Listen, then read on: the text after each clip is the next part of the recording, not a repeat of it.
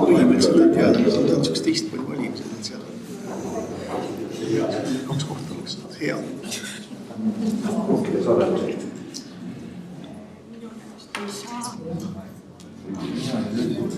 Sest seal on mõttes seda temal oli vist kodus või kellegi mingi haigusest, ta tuli karantiini praegu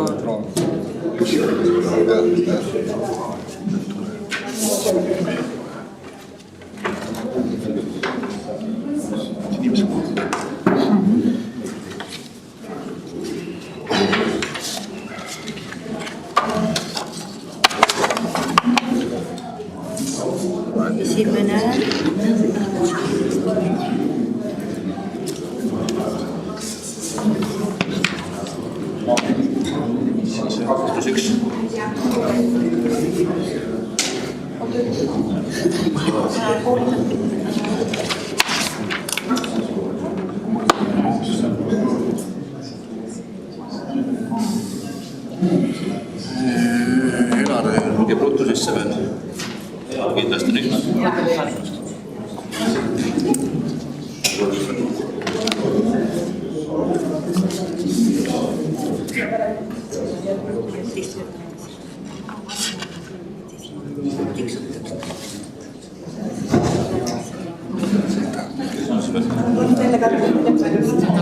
Sinisaar. Rääkis. Selle sees veel. Ma vaatan poolel teel.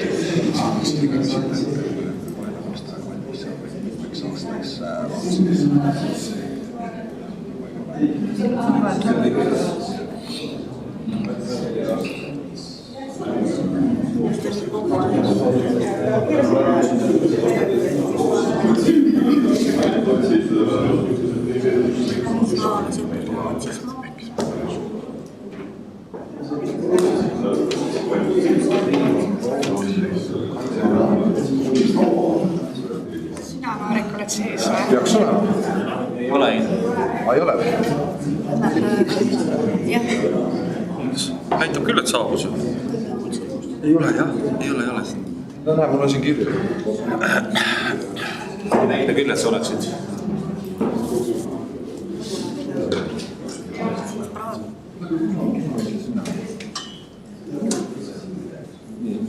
Töökoht on ju? Väga osalev. Okei.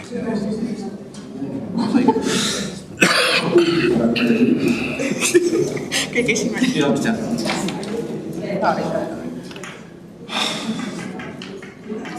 Võta lingist, mine sealt. Võta selle, mida Mari-Liis saatis sulle. Sa ei saa.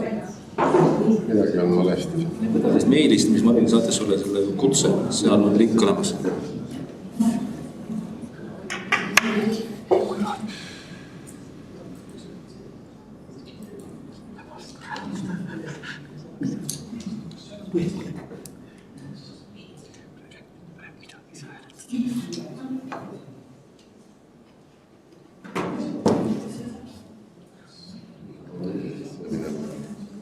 Ikka siis lugime ikka.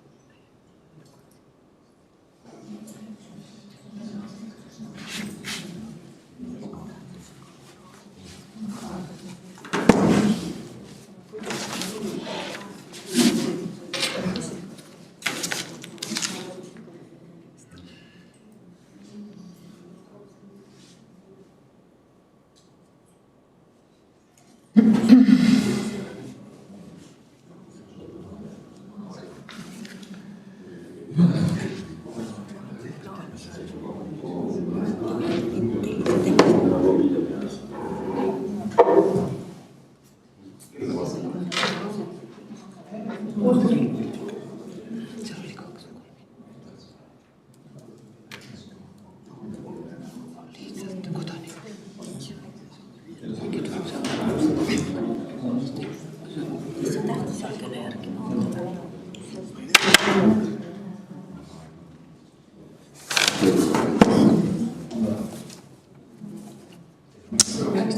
panen käsitsi siis hääle.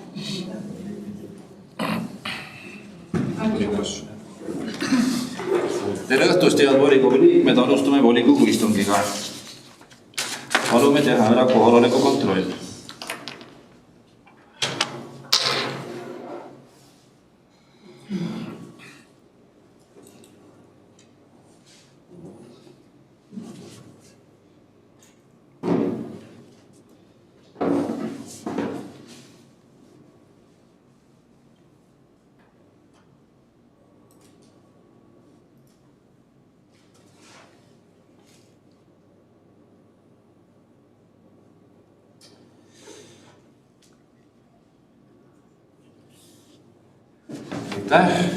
Täna ruumis kohal on 12 volikogu liiget, puudub 4. Üks volikogu liige Indrek Raadik osaleb distantsilt, kui nad on haige. Kas päevakorra osas on kellelgi küsimusi, ettepanekuid? Ei ole. Siis päevakord ka.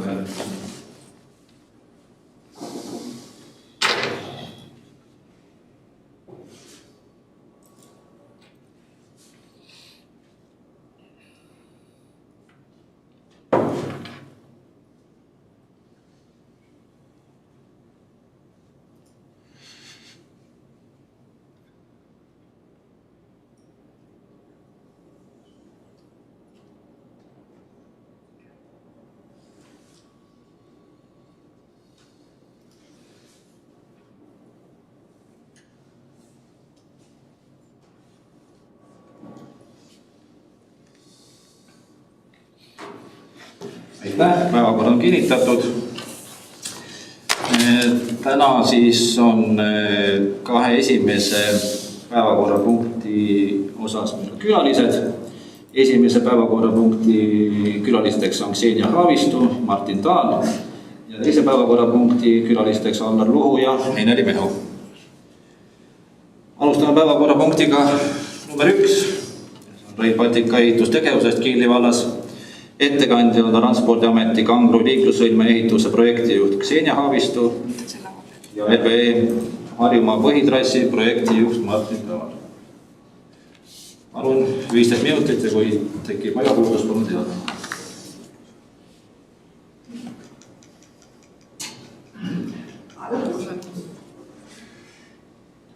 Tere õhtust! Mina olen Martin Taal, ma olen Rail Baltica põhitrassi Harjumaa peaprojektijuht. Ma nüüd üritan anda teile siis kiiresti ülevaate Rail Baltica tegevustest, ehitustegevustest, natukene üldiselt ka ja siis natukene võib-olla detailsemalt Kiili valda. Kui teil tekib küsimusi, võite igal hetkel küsida. Meil on küsimuse kohta eraldi protseduur, nii et midagi ära, kas küsimus on, küsib pärast. Räägiks kõigepealt hästi üldiselt tänasest Rail Baltica projekti seisust. Me oleme jõudnud projekteerimisega ühele poole lõigul Ülemiste kuni Tootsi, ehk siis sisuliselt Harjumaa ja Raplamaa. Seal me taotleme erinevaid ehituslubasi, sealhulgas ka ehituslubasi Kiili valda puudutavas lõigus. Me oleme alates 2019. aastast erinevaid risteid ehitanud. Oleme ühtekuga valmis saanud, kõige lähem Kiili vallale on Tallinna ringteel olev viadukt. Ja suuremana mainiks, et alates 2023. aasta algusest me oleme ka alustanud Ülemiste reisterminali ehitusega. Ja nüüd me liigume edasi põhitrassi ehituse faasi ja me oleme põhitrassi ehituse jaganud eraldi osadeks. Võib-olla kõige suuremana tooks välja selle, et me ehitame kõigepealt valmis alusehituse ja kõige viimasena pealise ehituse koos aedade ja kontaktvõrguga. Alustasime nende hangetega 2022. aasta lõpus. kus tänaseks me oleme sõlminud ära 3 lepingut, 2 tükki Raplamaal, Kohila ja Rapla vallas ja 1 Ülemiste ja Soode vahelise lõigu kohta. Ja ehitushankeid on praegu riigihangete registris üleval 5, sealhulgas ka lõik, mis läbib Kiili valda, ehk siis Kangro-Saku. Kui vaadata veel niisama pikemalt ette, siis pealisehitust me hangime ajaperioodil või ehitame 2027 kuni 2029. Samas ajaaknas peaks ka toimuma siis raudteeaedade ja kontaktvõrgu ehitus. Eraldi tooks välja veel selle, et kohalikke peatusi plaanime ehitada perioodil 2027 kuni 2030. Kui nüüd tulla rohkem siia Kiili vallale lähemale, siis tegelikult me ehitame teie territooriumil hästi väikses lõigus, Kangro kõrval. Aga ma arvan, et teid ikkagi moel või teisel mõjutavad need 4 ehitushanget. Üks on siis Soodevahe Kangro, skeemil näidatud helesinisega, Kangro-Saku, skeemil näidatud lillaga. Luige peatus kindlasti pakub huvi ja siis raudtee pealisehitus ka. Sellest ma täna väga palju ei räägi, sest et see on väga kauge aeg, ma täna väga detailis veel ei ole seal plaani paika pannud. Ja siis Kangro liiklussõlm, millest teile räägib Transpordiameti esindaja lähemalt.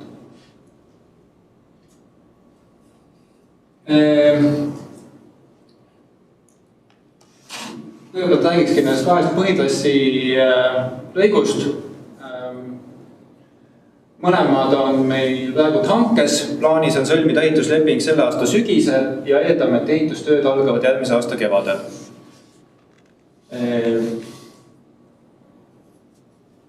Soodevahe Kangro lõigu ehitus peaks lõppema 27. aasta lõpuks, Kangro-Saku lõigu ehitus peaks lõppema 28. aasta lõpuks, sest et sinna sisse jääb Männiku raba läbimine, mis on tehniliselt keeruline ja keskkonna vaatest ka oluliste piirangutega. Ja siis kui rääkida Luige peatusest, siis Luige peatuse ehitusega me tänases plaanime alustada 27. aasta kevadel, aga siin on meil natukene rohkem muresi, et see on üks koht, kus koostöös vallaga meil on veel vaja ära lahendada detailplaneeringu küsimused, et peatusele oleks juurdepääs.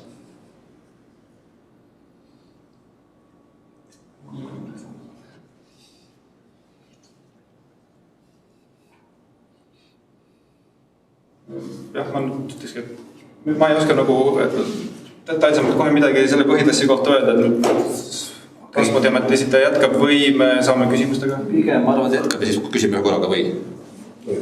Palun siis, järve ettekandja.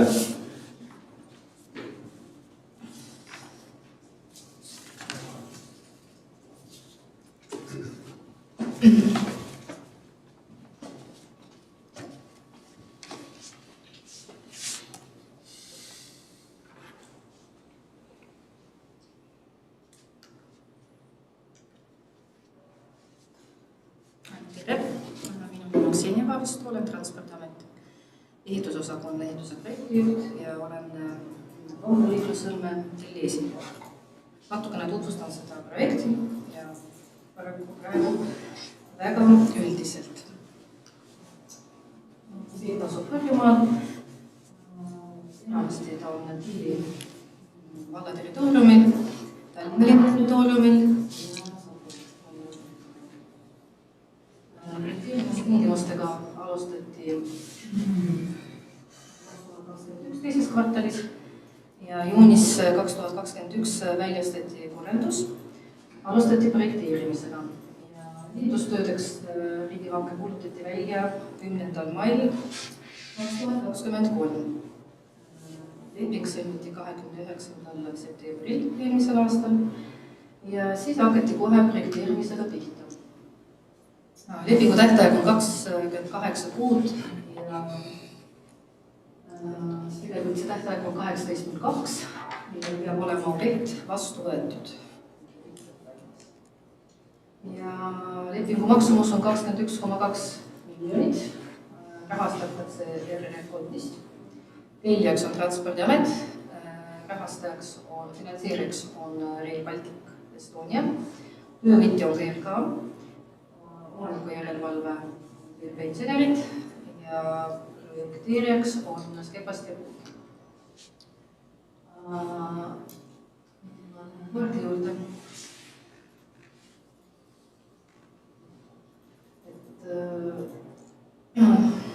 Viljandi maantee läheb 4-realiseks alatest linnalõngust kuni olemasoleva Viljandi maanteega viimiseni.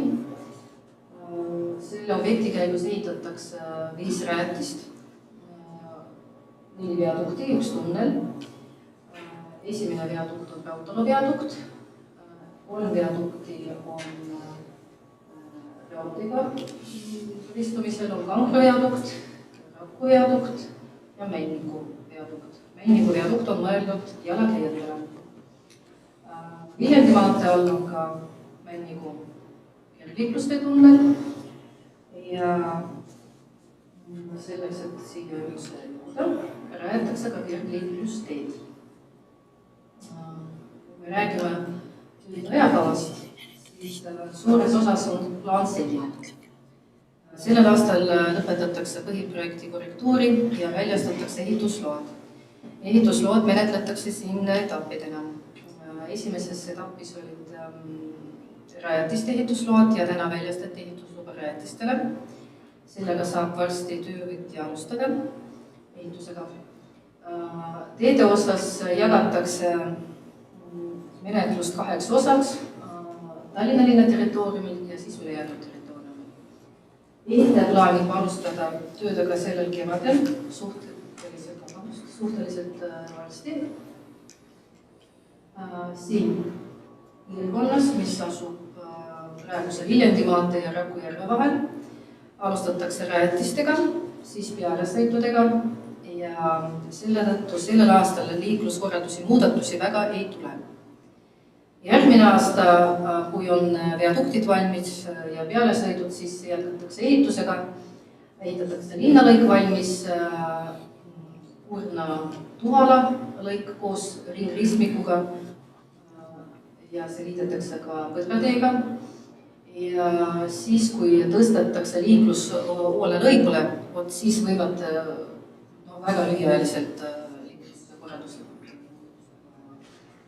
muidu on kogu objekti ehituse perioodil tagatud 1+1, täpselt nii nagu praegu on. Ja midagi siin suuri liikluskorraldusi muudatusi ei ole olnud.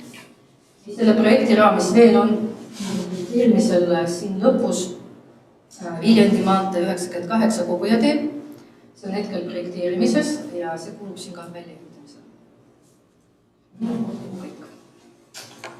Aitäh ettekandjatele. On kellegi küsimusi volikogu liikmete, võimalus siis mõlemal ettekandjale 2 küsimust.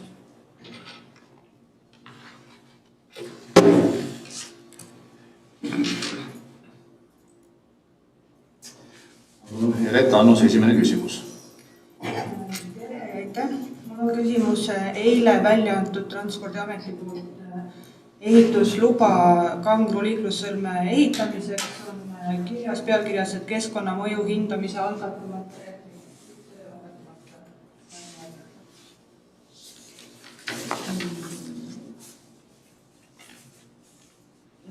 Ma muidugi detailselt jään vastuse võlgu, aga protsess on ikka selline. Iga projekti puhul otsustatakse, kas hakatakse hindama keskkonnamõjud või mitte. Rail Balticu tervislikust objektis olid keskkonnamõjud hinnatud ja sellest tulenevalt Kangro liiklussõlme projektis oli see natukene teistmoodi lahendatud, aga Margus võib mind jätada. Margus tegeles projekteerimisega. Margus Viiklep, olen ka transpordi. Palun siia poole ka, sest oled kaamera vahetab ennast ka. Minu nimi on Margus Viiklep, olen Transpordiameti ehitusüksuse juhataja ja siis projekteerimistingimus tegelikult menetlesin selle projektile kunagi mina. Antud juhul seadusest tulenevalt ei ole kohustust täiemahuliste keskkonnamõjude hinnangut läbi viia liiklussõlme raames. Sellepärast me oleme teinud siis keskkonnamõjude eelhinnangu, mis tähendabki siis põhimõtteliselt, et jäetaksegi siis ehitusloa korraldusega keskkonnamõjude hindamine. Ja see tähendab seda, et Rail Balticu enda raames edetakse keskkonnamõjude hinnang.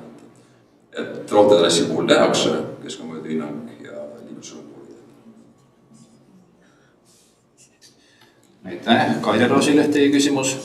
Ma kasutan kohe selle küsimuse võimaluse ära, et te olete otsustanud keskkonnamõju mitte hinnata peaaegu et kuidas see külaelanikele ja kaevudele ja see on ju täiesti rabas põhjavee, kõik muu muutub ja läbi lõigatakse. Mis külas saab? Siis kõik, mis puudutab Kangro liiklussõlme keskkonnamõjude eelhinnangut, siis tegelikult eelhinnangu maht on selline, et me hindame kõik mõjud veele, pinnase veele, kõik mõjud, mis keskkonnamõistes nagu on tähtsad, saavad iseenesest ka hinnatud, et selles on see, et see nimi on eelhinnang, see tähendab, et mõjud ei hinnataks. Küsimus oli kaevude kohta. Minu teada ei ole meil Kangro liiklussõlme raames ühtegi sellist kaevu, kus kaevu kaitsevöönd jääks ehitusala. Ma ei küsinud kaitsevööndi kohta, ma küsisin, kas kaevud jäävad tühjaks. Kangro liiklussõlme ehitusega ei jää. Kangro liiklussõlme ehitusega me ehitame ainult maa peal, me maale lähe. Juba see sama karjäär, millest te nüüd üle planeeritud seda rongi, siis see tõmbas juba meil Luigel järve tühjaks. Aga Kangro liiklussõlmega ma kordan veel, et me ei lähe maa alla. Isegi see kergeliiklustee tunnel, mis tuleb võrreldes olemasolu maapinnaga, sest tegelikult põhimõtteliselt tuleb olemasolu maapinna peale, sest et mulk ja iseenesest teel kasvab, mille tõttu on iseenesest tee kõrgel, siis tegelikult ka tunnel on maa peale. Aga mis siis saab, kui läheb? Ma ei saa küsimust tõepoolest. Aga kui juhtub ikkagi, et kaevud tühjaks lähevad, mis siis saab? See kohe kindlasti ei ole Kangro liiklussõlme ehituse tõttu, vaid see on samal ajal äri tõttu või siis mingite muude kaevandustööde tõttu. Aitäh. Paul Puustusmaa küsimus. Suur tänu. Küsiks, et kuidas või kus kohast on võimalik rahval ka neid keskkonnamõjude eelhinnangu tutvuda? Keskkonnamõjude eelhinnang on kaasas ehitusloa korraldusega. See on siis avalikult kättesaadav dokument, kui kirjutatud Transpordiameti kodulehele, et see on sektsioon ehitusload, kirjutatakse selle Kangro liiklussõlme, siis teile kätte see koheles. Ma loodan, et ta on juba see kodulehele pandud, see teile võtab paar päeva. Marek Väljari küsimus. Aitäh, mul on projektijuhile küsimus. Kui mul õigesti meelde jäi, siis te tõite välja, et see raudteetrass on piiratud raudteeaiaga. Kas ma saan õigesti aru, et siis tegelikult üle raudtee on võimalik saada ainult seal, kus on kergliiklustunnel inimestel? Jah, kogu Rail Baltica raudtee saab olema eesmärgil inimestel kaunale ja raudteed saab ületada tõesti nendes kohtades, kus on viaduktid või tunnelid. Ma täpsustaks näiteks pilti ka, saate võrd äkki selle. Selle joonist.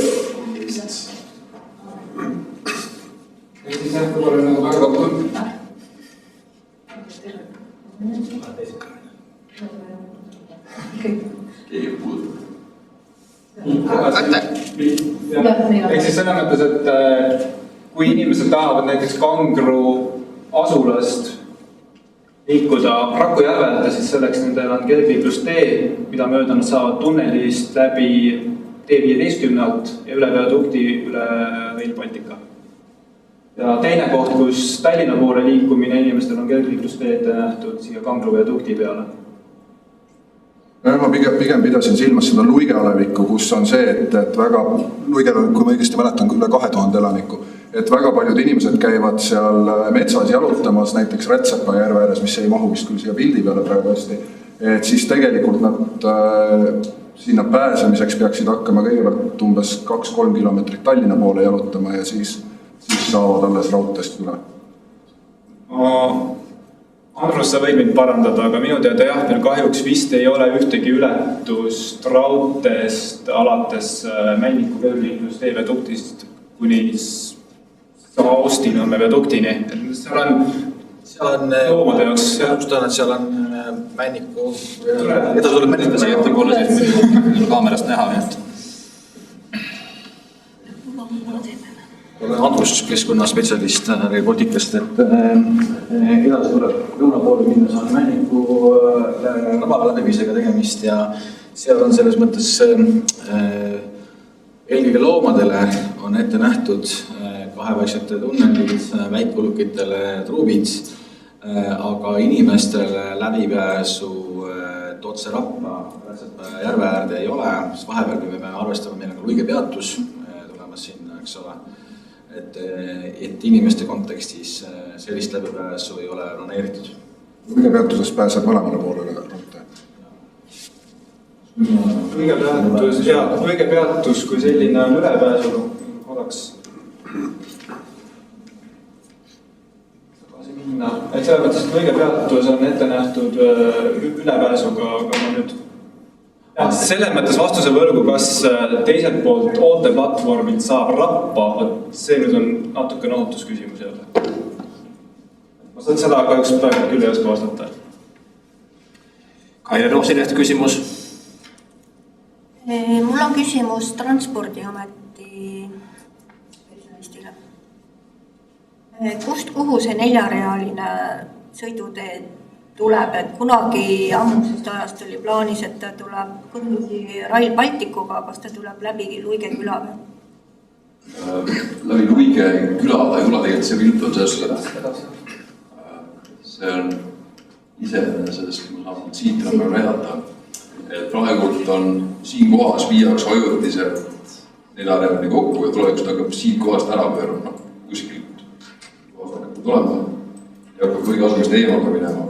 Iseenesest see sama lahendusega või asukohaga on arvestatud, siin tegelikult siin pildi peal seda rohelisega on näidatud see tiitel 15 perspektiivne trass. Et tulevikus peab minema see maanteetrass iseenesest läheb asumist välja, olemasolev Rapla-Türi maantee ja siis põhimõtteliselt Kiili valla siseseks teeks. Kogu linnade vahel liiklus suunatakse uuele maanteele ja siin samas põhimõtteliselt peatuse juurdepääs tulevikus siis peab maantee siis sulle tõenäoliselt minema sellest üle. Te saate sellel pildi näidata seda 4-realist, mida nüüd plaanitakse ka? Sama joon seda tähistabki, see roheline joon.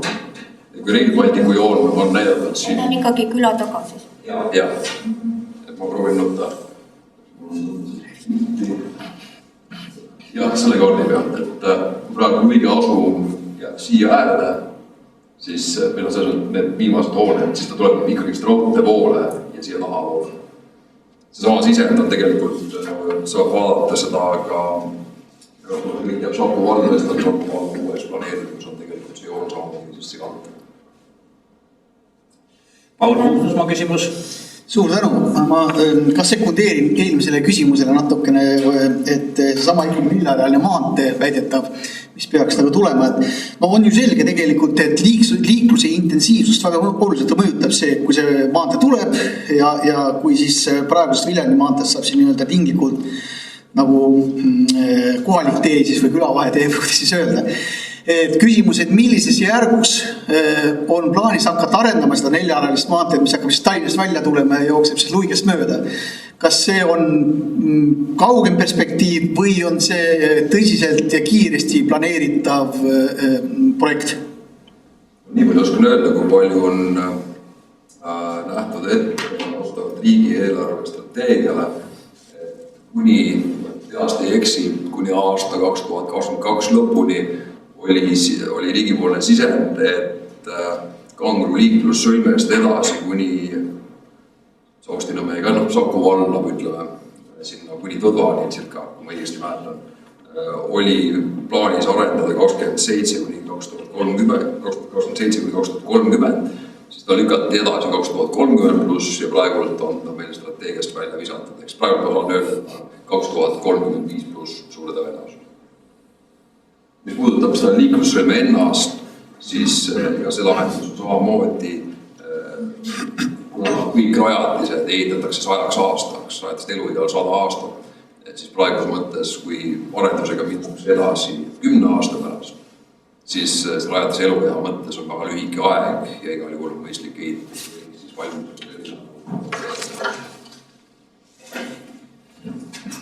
Elavelt, siin on küsimus. Ma küsiks selle keskkonnauuringute koha pealt, et kas vähe ei olegi ökoprodukti siin, kui me räägime Männiku rabast ja mis on kahe ökoprodukti vahe?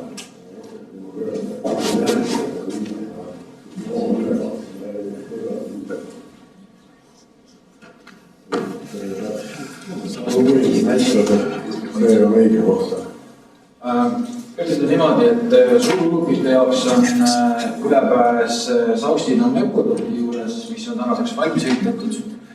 Ja on niimoodi, et siis Männiku raba lävimisel, kuna on teada, et Männiku elupaik või Männiku raba on elupaik eelkõige päris paljudele lindudele, tedreds, kahepaiksed, eks ole, seal suurulukite osakaalu ei ole, seda loomustiku uuringud erinevatel KMH faasides täpsustanud. Siis on siia tulemas mitmeid nii-öelda truupe, siis väikulukite jaoks just eelkõige, eks ole, ja ka kahepaiksete jaoks, kas siis tunnelid või siis kui me kavandame raudteed nii-öelda natuke pinnast kõrgemale, siis saavad nii-öelda pärast raudtee valmimist saavad näiteks siis väikulukid kahepaiksed ka raudtee alt läbi minna. Kui räägime järgmised suurlukite või väiksemad suurimate loomude läbipääsus, siis on siin Kurna-Mela raudteesilla alt. Tehnilistel kaalutlustel saa väga kõrgeks seda raudteesilda ei saanud teha, aga teatud loomaliikidele kitsed näiteks on see Kurnoja läbimine ka võimalik. Kurnoja silla allule läbimine ka võimalik. Ja tähtsustaks ka, et need ülesõitud, mida nüüd selle kangusõlmega tehakse, eks ole, siis selle maanteepeatuktide nii-öelda pikkus on piisavalt suur, et mõjuhinnangutes on antud soovitus, et siis tukti samba ja siis raudtee aia vahele jäetakse ka 5–10 meetrit loomade vaba rada. Ehk siis paralleelselt raudteega, saavad ju piltkult öeldes paralleelselt raudteega nagu nende samade kangurliikluse praegu tuhtide alt läbi minna, et nad ei tuleks tee peale ja avaldaks seal ohtu inimestele ja teistele, mõlemili siis kasulik. Marek Väljaril on küsimus. Mind huvitab see, et mul jäi enne kõrva, et kaevetöid ei tee selle trassi ehituse käigus, aga või selles mõttes, et ei lähe nagu maapinnast süvendisse, et aga mis moel te sinna Rappa selle muldkeha rajate või tuleb see vaiadele? Täpsustaks, Margus ütles, et Kangro liiklussõlme ehituse raames ei teostada väga suures mahus kaevetöid, ehk sisuliselt nemad Transpordiamet ehitab kõik selle osa maa peale. Rail Baltica trass natuke umbes Kurnaojast kuni selle sama kergliiklusviaduktini on süvendis. Umbes 4 meetrit olemasoleva maapinna suhtes.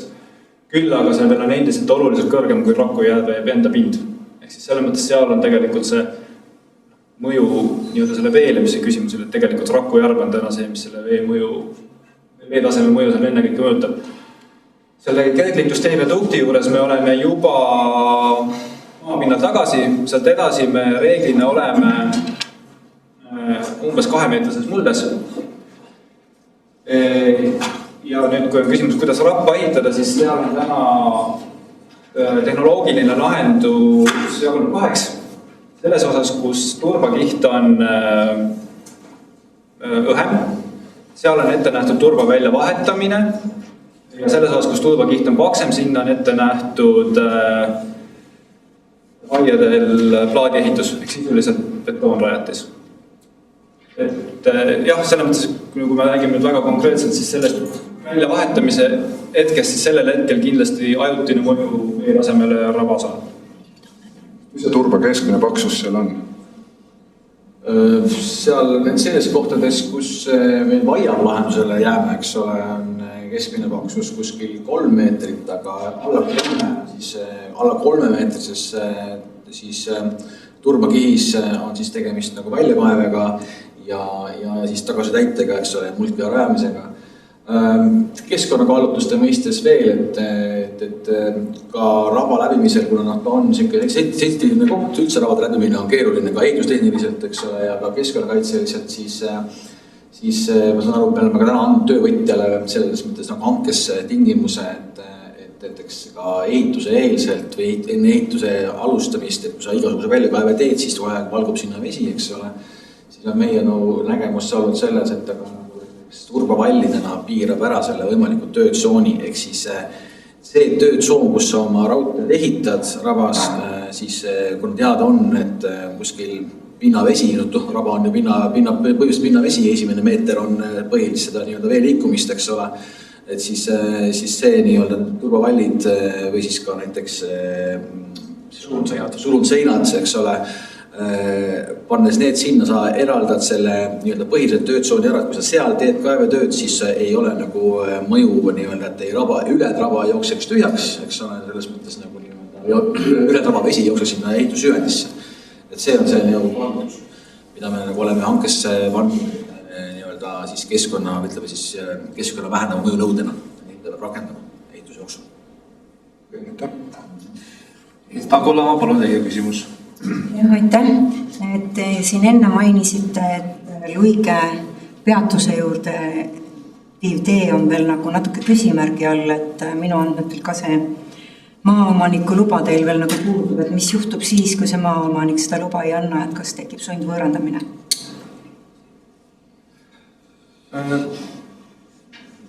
Ma uurisin seda ka kohaliku peatuse projektijuhid ja pigem täna ma saan aru, et see on olnud pikka aega probleem, aga minu meelest täna nagu natuke tundub, et tunneli lõpus on valgus, et on vist võimalik kokkuleppele jõuda. Aga mis puudutab, kas sundvõõrandamine on võimalik või mitte, siis minu teada selles konkreetses kohas ei ole, sest see asub Rail Baltica eriplaneeringust väljas.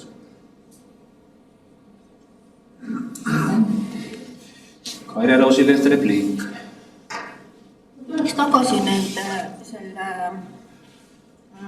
loomatunneli peale, et ma üleüldiselt küsin, et te olete neid siia Eestisse rajanud, et palju neid konnasid ja parte sealt läbi nagu läheb?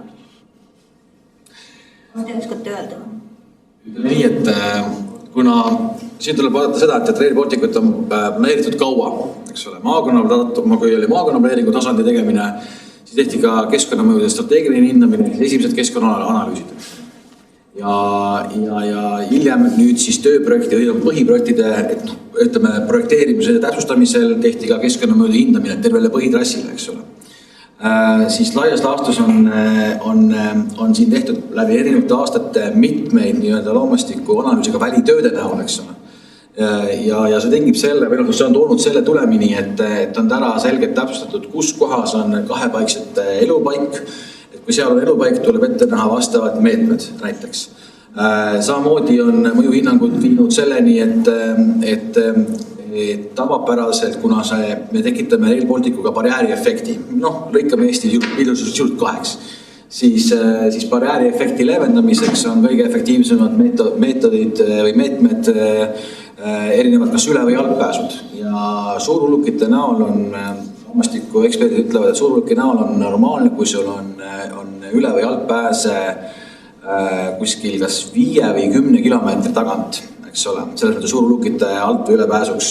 Meil on täna kavandamisel üle Eesti, Lõuna-Pärnumaal on meil natuke olukord segasem, eks ole, aga meil on üle Eesti kavandamisel täna kuskil 42 suurulukite kas üle- või altpääsu, ülepääs ökodukti näol, altpääs mingit sorti tunneli näol, eks ole, kus see looduslik pinnavorm võimaldab. Näiteks ka ala Keila-Jõest läheme üle, Keila-Jõe kaldad, ka suurulukidele väga hea läbipääs, eks ole. Ja see on 42 tükki, see on kuskil mingisugune iga 7 kilomeetri tagant on meil. Loomad kasutavad ka, oli küsimus. Ega see ongi see, et need asukohad, need ökoduktide ja läbipääsude asukohad ongi kavandatud sinna, kus mõju hindamise välitöödega on tehtud kindlaks, kus kohas loomad liiguvad. ehk siis täpselt ökodukt me ei plaani näiteks kunagi suvalisse kohta, vaid selle aluseks on kevadel erinevatel aastaaegadel tehtud nii-öelda välitööd, jäljelugemised ja nii edasi. Triinaga küsimus. Ma küsiksin veel selle raba kohta, et mitu kilomeetrit seda raba kaevamist seal siis toimub? Seda me vist peast ei oska küll öelda, aga tänases teadmises on 1,9 kilomeetrit vaiplaati. Arvan, et see võiks olla äkki poole. No mingisugune kokku 4-5 koos on kokku raba. Ja ma mõtlen, et see rabapind seda nii kahjuks peast ei oska öelda. Aga me teame, see vaiplaadi osa oli 1,9 kilomeetrit. Võib-olla ka siis sellega seotud, et kas Eestis kui palju selliseid rabakaevandusi tehtud on või mingisuguse ehituse tarvis? Seda ei ole tehtud ju iseenesest ainult raudteede jaoks, nagu Rail Baltic praegu planeerib, seda on tehtud, sest hästi riigiteedena, nagu on näidanud automaantel, kus kohas tehtud massivahetus päris suures koostöös. Mingisuguste kinnivaksuste massivahetus kõige ökonoomisel päris, kuidas talada sellist hinnavoliku suhe, ehk siis talada see küsimus.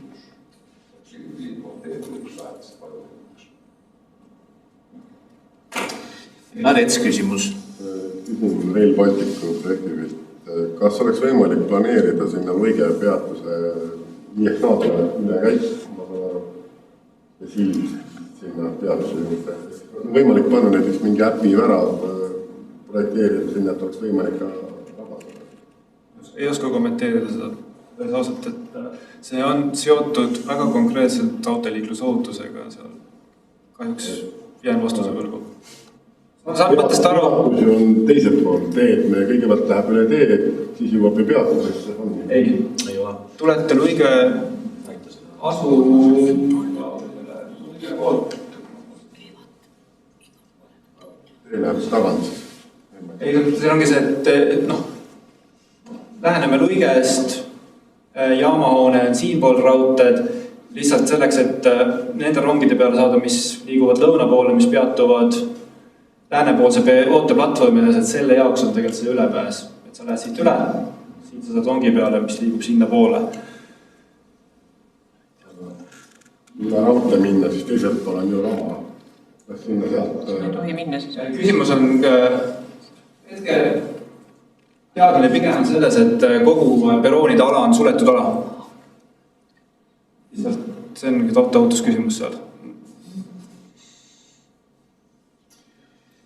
Aitäh, tundub, et rohkem küsimusi siiski. Riin Jaago küsib. Ma küsin üldse maaomanike lubade kohta, et kuidas Eestis on, kas nendega on kõik juba kokkulepped sõlmitud või? Ei ole kõigiga. Võib-olla ütleks, et kui me räägime eramaa omanikest 30%.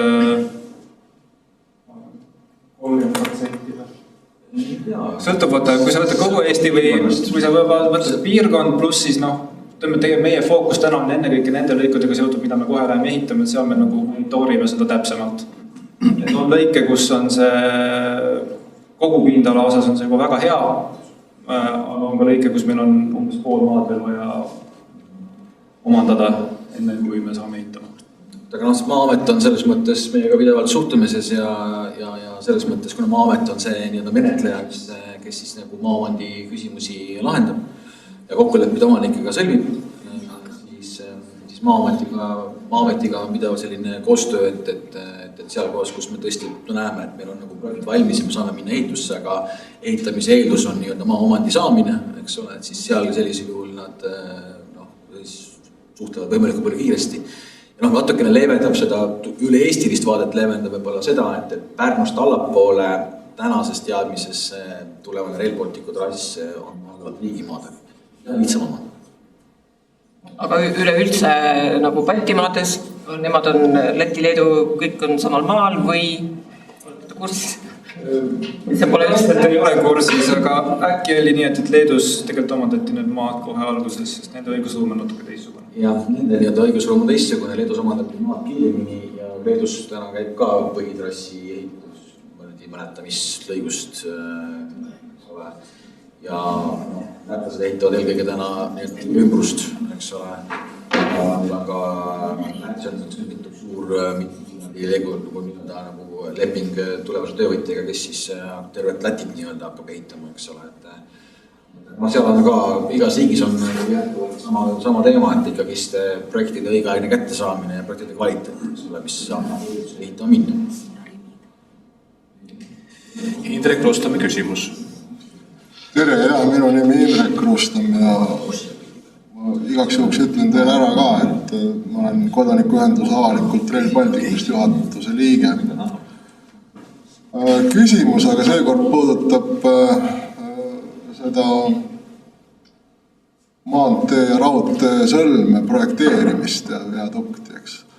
Et ma ei tea, kes teil sellega tegeles, aga küsiks siis selle kohta, et siin pildil me näeme kaherealist raudteed, aga selles sõlmes, et sinna jäetakse ruumi ka veel Tallinna ringraudtee jaoks või ei jäeta?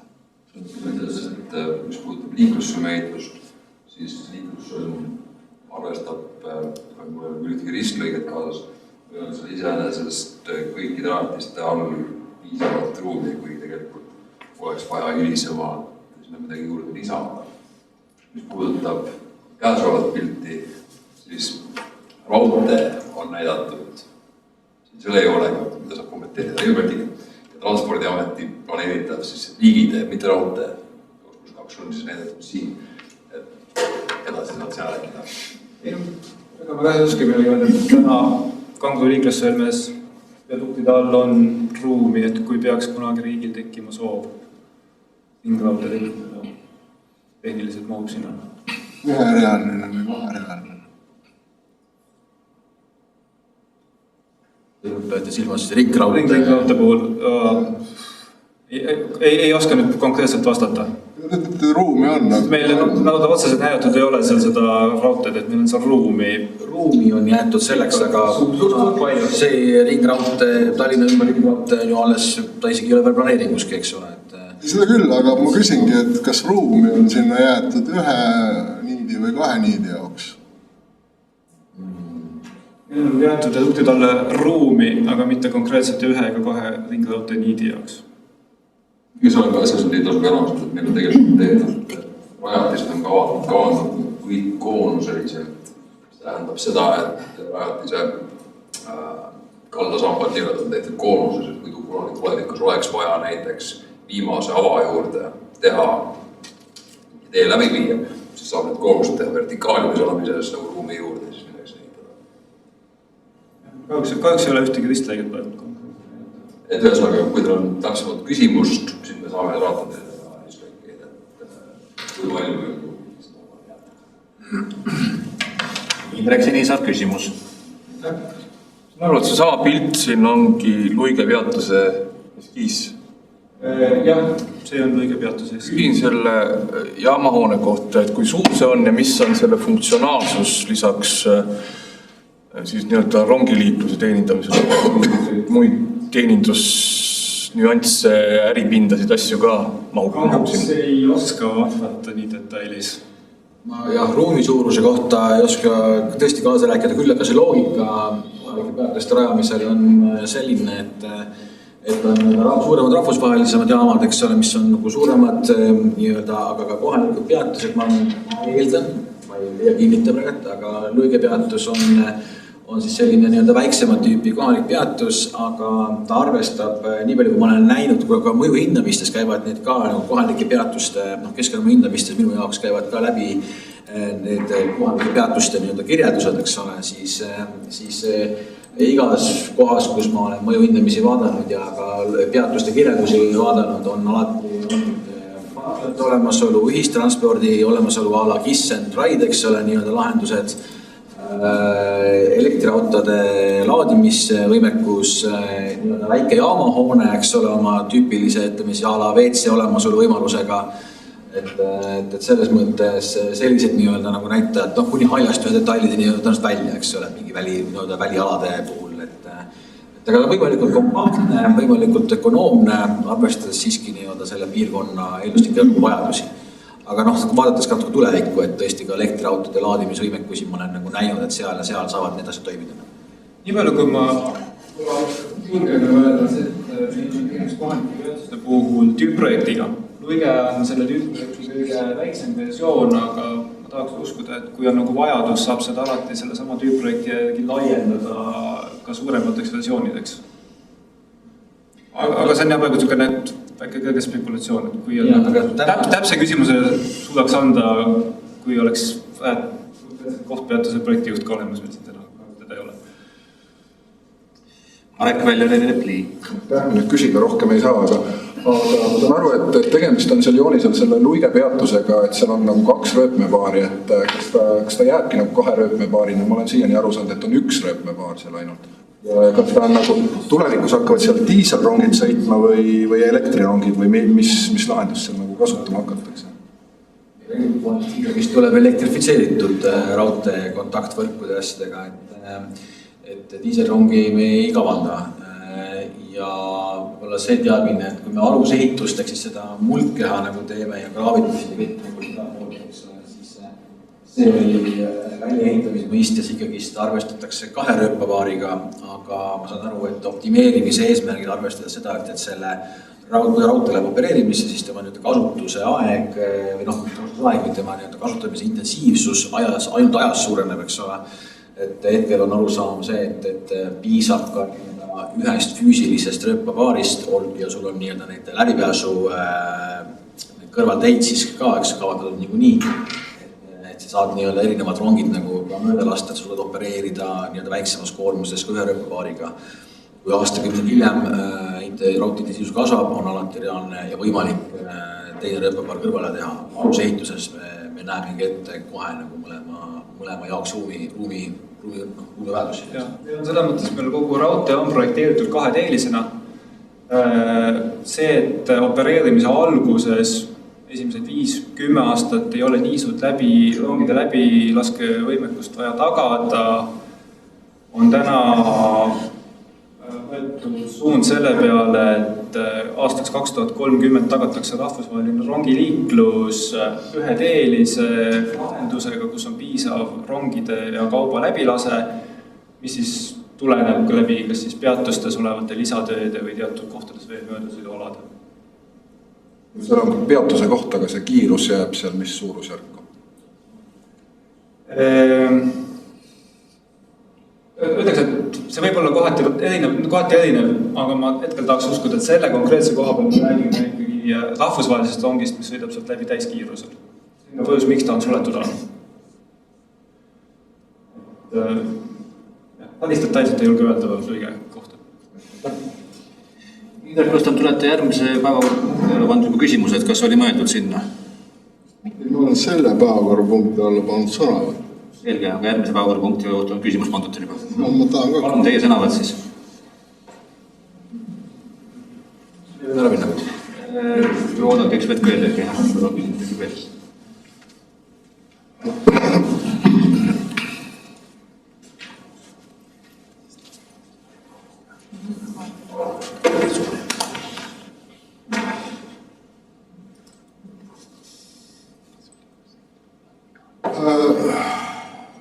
Võib-olla selle arutelu juures oleks paslik natuke tagasi vaadata ja tuletada meelde seda,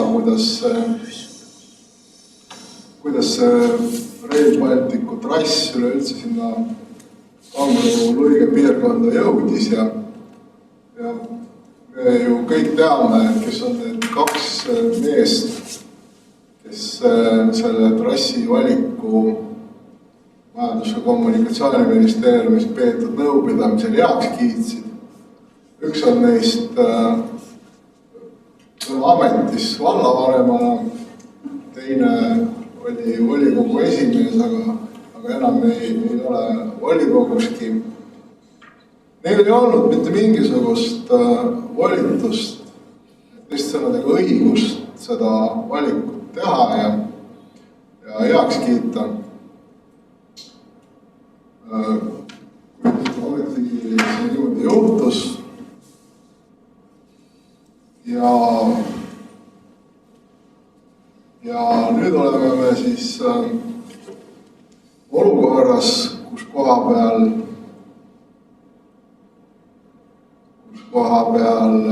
tuleb tegeleda tagajärgedega. Öeldes avalikult Rail Balticust on selle trassivaliku vastu olnud ja kohtus tõesti planeeringut vaidlustanud ja osaliselt edukalt, osaliselt mitte. Pärnumaal on meil saanud edu, seal on üks lõik trassist planeerimata. Ülemiste ühisterminali osas ei ole me olnud väga edukad seniajani, kuid meil on seal tehtud otsuste osas veel vaidlustamise võimalus. Tegelikult valitseb täna olukord, kus koha peal sellist Rail Balticu raudteed ehitada ei saa. Ma ei tea, mida seal ehitada. Kindlasti ei ole Rail Balticu raudtee, need on üksikud lõigud, sõlmed, objektid,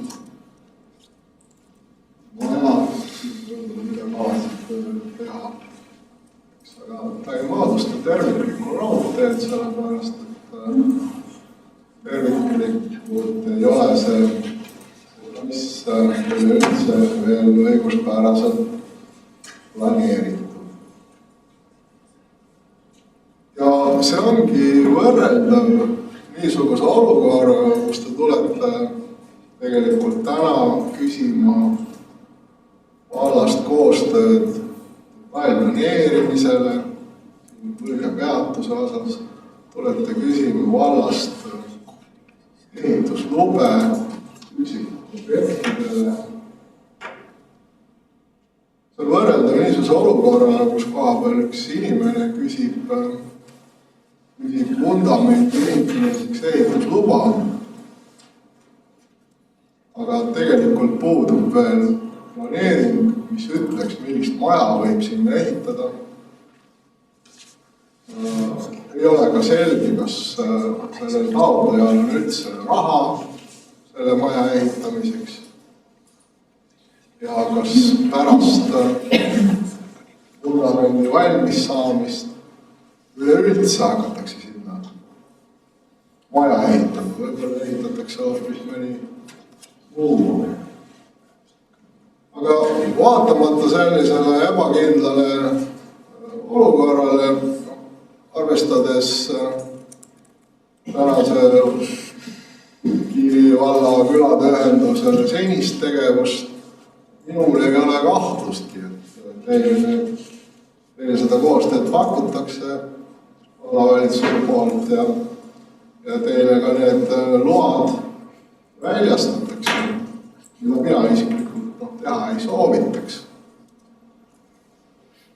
Et siinkohal ma võib-olla isegi alguses vähe eksisin, et ehk seal Majandus- ja Kommunikatsiooniministeeriumis käisid teised inimesed. Aga see seltskond, kes täna vallavõimu teostab, sama ja seetõttu ma ka ei kahtle, et te need load saate. Ja mis siis ikka üle jääb naabritel või kodanikuühendustel, kui püüda oma õigusi kaitsta kõigi nende võimalustega, mis meil täna alles jäänud. Aga aitäh teile tähelepanu. Aitäh, kas kellegi on veel küsimusi?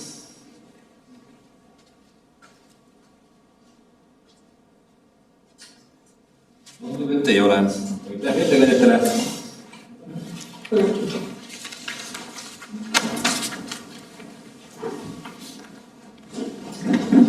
Päevakorrapunkt number 2 õiguskorrast Kiili vallas. Ettekandjad on Lääne-Harju piirkonna grupijuht Allar Rohu ja piirkonnapolitseinik Ene Meo.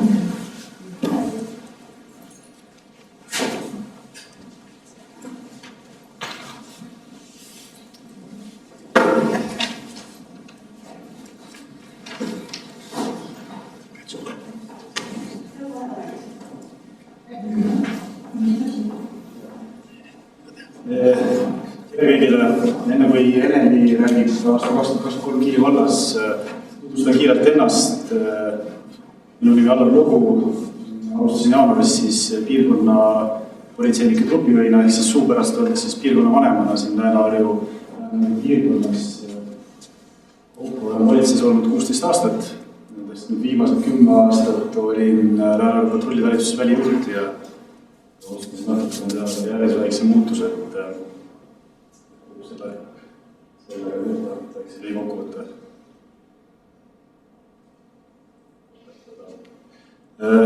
Mis meil piirkonna grupis 2024 tegevuskavadega, meil on 3 põhilist suunda, on alaealiste õigusrikkumised, nende ennetamine ja alaealistega tegelemine taastuva õiguse raames, et see on põhiline.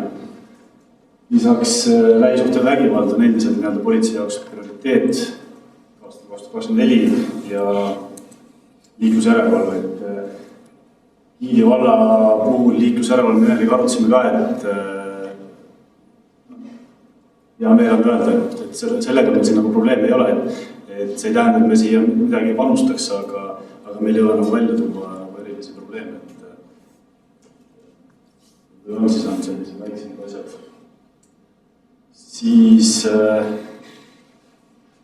plaanis on see aasta koostöös abipolitseinikega teha mõned pilootprojektid, mis puudutavad ühistegevusi avaliku korra ja liiklusjärelevalve raames, et lähiajal on meil plaanis Keila linn, Paldiski, natukene Saue valda, kui meil see õnnestub, proovime ka võtta Saku Kiili järgmistena suve lõpupoole. Sellised on nagu plaanid. Siis natukene sellest, et on nii meediast läbi käinud meie peadirektori poolt, et meil on ressursipuudus politseis, seda plaanitakse suurendades Sisekaitseakadeemiasse vastuvõtuga. Nii palju ma võin öelda, et meil piirkonna vaates ressursiprobleemi hetkel ei ole, kuigi on tulevikus on nagu ülevaatamisel uuesti kaardistamine, viia vastavus elanikkonna ja siis piirkonna politseinike suhtarv, et siin piirkond on järjest kasvav elanikkonna, siis peab üle vaatama piirkonna politseinike reaalselt võiks olla, et ma olen 3 kuud olnud, aga ma näen, et tegelikult mõnes vallas võiks meil rohkem olla ja ma näen, et tegelikult Saku Kiili vallas võiks olla 1-2 piirkonna politseinikku rohkem, aga see on tuleviku vaade. Ja endiselt Kiili vaates ja Saku vaates on meil hea koostöö abipolitseinikega, et nemad kindlasti aitavad meil turvalisust tagada ja on kogukonnas väärt liikmed. No siitpool mina vist ei pea tutvustama ennast, kõik on näinud. Et siit on hea edasi minna, et mis peaks olega liikuda? Nii, nüüd. Selle peaks sama. Et ma alustangi siis nendest samadest väärtegudest, millest siis enamiku moodustavad liiklusväärteod, millest siis enamik on omakorda kiiruseületamised. Ja need kiiruseületamised on ka sellised mõistlikud olnud. Seda näitab see, et enamike juhte mõjutati selle uue lühimenetlusega. Neid oli vist 89 lühimenetlust eelmisel aastal. 8 varavastast väärtegu, need numbrid ei ole suured, nagu see aru saada, et Kiilis on turvaline endiselt. Ja varavastased on peamiselt siis mingid poe pisivalgused. Kuhu ma võetan siin nüüd siis? Vabal hiirega edasi siis. Kuriteod 49 kuritegu, number on ikkagi aastast aastasse suhteliselt stabiilne, eriti ja väga tasakaalus selle elanike arvu tõusuga. Nagu te näete, et siin aastaga on tegelikult ju elanike päris palju juurde tulnud ja tõenäoliselt siin palju olevaid mõju.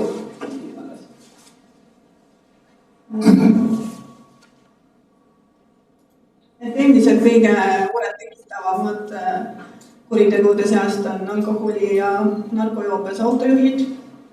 Eelmisel aastal oli neid 7. Ja 25 kuritegu on seotud varavastaste süütegudega, ehk siis neist enamik on süstemaatilised poevargused, kuid on ka vargusi ehitusjärguvushoonetest, mis on kuidagi terves Harjumaal on igal pool praegu see probleem, või praegu, vaid see on juba, kui kuskil maja ehitatakse, siis järelikult seal on ehitustööriistad, ehitusmaterjalid, mis tõenäoliselt on järelvalveta ja seda kasutatakse ära. Isikuvastaseid oli 14, edasi panna. Nendest 5 on lähisuhtevägivallaga seotud kriminaalmenetlused. Lähisuhtevägivald, nagu Allar enne ka ütles, on meil endiselt prioriteet. Kõigi juhtumite puhul teostame järelkontrolli, vaatame, kuidas edasi minna, leiame lahendusi, püüame aidata. Ja kolme lähisuhtevägivalla juhtumi puhul olid seotud ka lapsed. Viimasel ajal on sagenenud sellised infod, või juhtumid, kus selgub, et lapsevanem on oma last füüsiliselt siis karistanud, rihma saanud või midagi taolist. Midagi jah, nüüd äkki tekkinud, et varem nagu ei ole väga kuulda olnud, et kas see nüüd on siis märk sellest, et lapsed julgevad teavitada. Ei oska öelda. Ja nende kõigi puhul me ka püüame neid lapsi aidata. Ja nagu eelmistel aastatelgi me ei saa mööda internetist toime pandud kuritegudest, number tasapisi ikka tõuseb. Politsei on teinud sadasid postitusi, kõik edasi panna. Sadasid postitusi, et mismoodi kelmid käituvad, kuidas ei tohiks käituda. 8,3 miljonit eurot. Ja siin on selliseid näiteid politsei postitustest, mis nad teinud on, et inimeste tähelepanu pöörata. Paar näidet.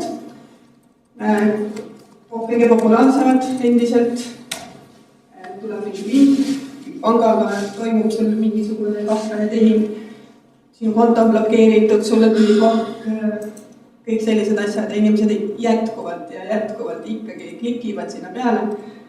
Siin oli üks Kiili vallas, oli 3000 eurot oli vist üks vanem härra ja 3000 eurost ilma. Jälle näiteid.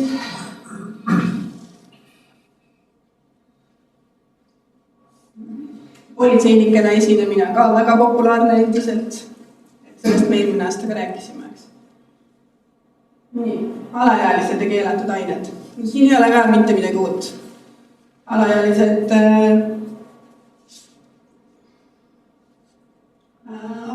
puhul on endiselt põhiprobleemid keelatud ainete tarvitamine, alkohol, tubakas, e-sigaret, nendega kaubitsemine. Kuid meil on olnud ka eelmisel aastal just Kiilis mitmeid juhtumeid motorsõidukiga sõitmisega, näiteks alaealine, kellel ei ole juhtimisõigust, käis Kiilis koolis autoga. Et kui meie saime selle info, siis me läksime kooli, võtsime autovõtmed ära. Tegelesime edasi selle.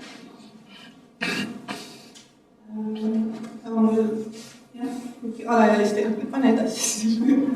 Kontrollostud, et see on ka meil tegevuskavas, me peame tegema kontrolloste regulaarselt.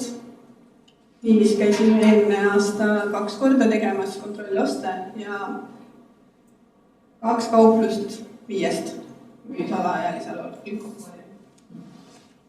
Ja probleem ei olegi alati selles, et need poed dokumenti ei küsi, nad tegelikult küsivad, aga nad ei süvene sellesse dokumenti väga. Ja tegelikult on nii, et alaealine saab selle alkoholi tõesti igal juhul. Kas ta võtab selle kodust, palub täisealise sõbra abi või poe juures on ka inimesi, kes on valmis ostma minema väikse õlleraha eest. Nii, praegu aktuaalne teema, mis on ka uudistest läbi käinud värskelt, et 15. märtsil jõustus siis relvaseaduse muudatus, mis seadis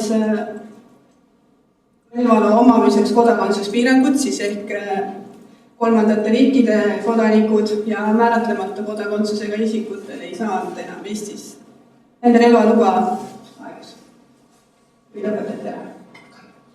Ja see oli olukorras, kus sellel ühel kuupäeval 15. märts oli üle Põhja prefektuuris 202 relva omanikku, kelle relvaluba lõppes. Aga Kiili valda jäi vist 1 ainult nendest, oli selle 15. märtsi seisuga. Aga tänaseks ei ole meil mitte kellelgi enam relvasid ega relvaluba. Ja täna, eelmine kord te küsisite, siis ma nüüd vaatasin ekstra järgi, et Kiilis on üle 150 relvaomaniku. Neist enamik on jahimehed, laskesportlased ja on ka enesevarakaitserelvasid, mille taotlemine aktiveerus peale Ukraina sõja algust. Sellest on juurde tulnud. Ja me räägime Kiili vallast praegu, jah? Edasi siis, see pilt räägib ise, et endiselt on me jätkame oma tavapäraste ennetustegevustega, kasutame abipolitseinike, helkurikontrollid, kiivrite kontrollid, helkurikõnnid ja kasutame ka tõukerattaid.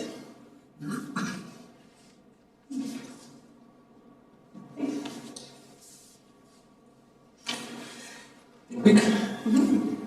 Küsimuste ja Indrek Roostam, esimene küsimus.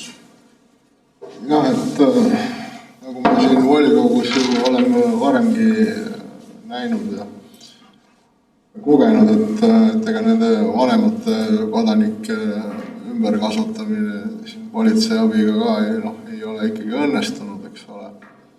Aga see, et vähemalt üks neist prioriteetidest on seotud siis alaealiste õiguse rikkumistega, et see on muidugi tervitatav.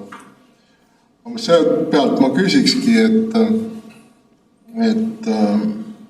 mälu järgi on varem toimunud Kiili gümnaasiumis ka siis sellist näitikustatud õpet, et mis need narkootilised ained üldse on ja mis on nende kahjulikud mõjud, et praegu võib-olla isegi ei keskenduks nendele, te nimetate keelatud ainetele, ma räägiks ikkagi nendest narkootilistest ainetest, et kas teil on nagu plaanis selliseid tutvustavaid aktsioone Kiili gümnaasiumis ja täpsemalt nüüd kõnelda selle narkootilise joobe tuvastamisest Kiili gümnaasiumis, siis kas te teete ka õpetajate seas väljaõpet, et kuidas teha siis kindlaks, mida võib olla see õpilane tarvitanud? Aga kui te ei tee seda, et kas siis peaks võib-olla koolipidaja seda tellima kellegi käest või kuidas see politsei vaatenurk siin on? Ma alustan lõpust siis, et minu teada Kiili kooliõpetajad on mingis osas sellise väljaõppe saanud, aga siin on see mure, et ega keelatud või narkootilisi aineid ei tarbita ainult koolis, et kodus ka lapsevanemad võiksid seda osata näha. Aga rääkides nendest tutvustavatest loengutest, siis sellepärast me neid ei teegi. Need tekitavad rohkem huvi. Kui me loeme siin narkootiliste ainete mõjusid, siis need tekitavad pigem huvi kui hirmu. Et Eestis on jõutud seisukohale, et me ei tutvusta lastele neid. Näiteks see on kanep, tema tekitab sulle sellise hea tunde, heaolutunde, mõnutunde, aga võib-olla 10 aasta pärast võib tekkida vaimsed probleemid. Mis 10 aasta pärast juhtub, see noort ei huvita. Ta kuuleb ainult seda positiivset osa. Et ennetuses seda ei tehta. Nii ongi. Mis puudutab õpetajate koolitamist, seda saab sisse tellida, seda saab koostöös meiega huvi ka mõlemapoolne ja tegelikult suund ongi see, et see õpetajate poolne asjade lahendamine võiks olla nagu esmane. Neid siis kaasatakse teatud asjade lahendamisega. No, meil on olnud mitte palju juhtumeid, meil on need juhtumid olemas täitsa, kus õpetaja või sotsiaalpedagoog pöördub poole ja me tuleme kohe kontrollime ja siis saame edasi tegutseda. Aga tänapäeva noored saavad oma info kätte kõik internetist. Neid ei ole seda. Indrek Loostami teine küsimus. Ja, et ma võib-olla täpsustaksin siin juures siis. Ma saingi aru, et varem seda koolitamist tehti ja nüüd enam ei tehta. Mind teeb muidugi väga murelikuks see selline nagu valik politsei poolt. Hoiame pigem seda informatsiooni kinni ja loodame, et see tarkus annab meile siis internetti. Et tegelikkuses rohkem ühe või teise aine kohta sellele alaealisele nii-öelda autoriteetsest allikast seda informatsiooni antakse, seda rohkem ta tegelikult ju teab ennast ka hoida selle aine eest, eks. Et kõik need üledoosid ja kõik asjad tulevad ju ka sellest, et ega ta ei tea ju täpselt, mida ta sisse võtab ja kui palju seda võib sisse võtta. Ja see asja teine pool, et mis teda siis reedab, eks ole, et millised on siis need tunnused, mille järgi see joove tehakse kindlaks. Ma ei räägi siin praegu mingisugust alkomeetrist või vereproovist või niisugustest asjadest, et on ju muud kehalised reaktsioonid ka, mille järgi seda saab kindlaks teha, et sellel tarvitajal ju ei tekiks nüüd tunnet, et kui ta võtab alkoholi, siis on tal lõhn, eks ole, et kui ta tarvitab mingisugust keemiat, et siis ta ei jäägi vahele ja seda võib julgelt teha, eks. Selles mõttes ma arvan, et see poliitika, mis ta valitud, see ei ole päris õige, aga see, mina ei saa siin teile kuidagi öelda, et tehke nii või tehke naa, eks seal teie ülemuste otsus. Aga minu jaoks jah, see võib-olla see küsimuse teine teravik on siis on suunatud sellesse, et need samad narkootikumidel on ju järelmõju ja mõne mõju mõjub kauem, mõne mõju kaob kiiresti, ei olegi võimalik pärast kindlaks teha. Siis see esmane kontakt, kus tegelikult kui laps ei ole kodus nii-öelda vahele jäänud, eks ole, siis ongi ju seal koolis ja seal, ma arvan, niisuguste koolipere õpetajate eeskätt väljaõppe selles küsimuses, kuidas tuvastada, mida üks või teine laps võib olla tarvitanud, kas mõnda aega tagasi või just nüüd tualetis, et see oleks nagu vajalik, et ma mõtlen, et kui seda on tehtud, siis see on hea, aga eks õpetajate kaader ka vahetub. võib-olla peaks seda mingi regulaarsusega siiski kordama, aga ma ei saa täpselt aru, et kas seda teeks siis politsei või peaks seda niisugust tegevust pigem korraldama koolipidaja, ehk siis vallavalitsus. Et kõigepealt ei saa kogu vastutust lükata ainult politsei ja kooli peale, et tegelikult hakkab laste kasvatamine pihta kodustel lapsevanematelt. Lapsevanemad peavad ka ennast kurssi viima ja need asjad juba tegelikult kodus ära rääkima. Et selge on see, et ega kui meil on mingi probleemne noor, kellel on kas siis aine tarvitamisega on meil esmakordselt ega selge on see, et siis ju ma toimub ka selgitustöö, aga siis juba individuaalselt, et ta selle info saab kätte, et mis asi kahjulik ja mis koguses on ta kahjulik. Et meil ei ole mõtetki minna kooli, võtta see, ma ei tea, 7-8 klass, terve klass, kus võib-olla on 1-2 probleemid ja siis hakatagi tutvustama tervele klassile, et narkootikum, et ma arvan, et see suund, mis me oleme ka võtnud, tegelikult on nagu õige.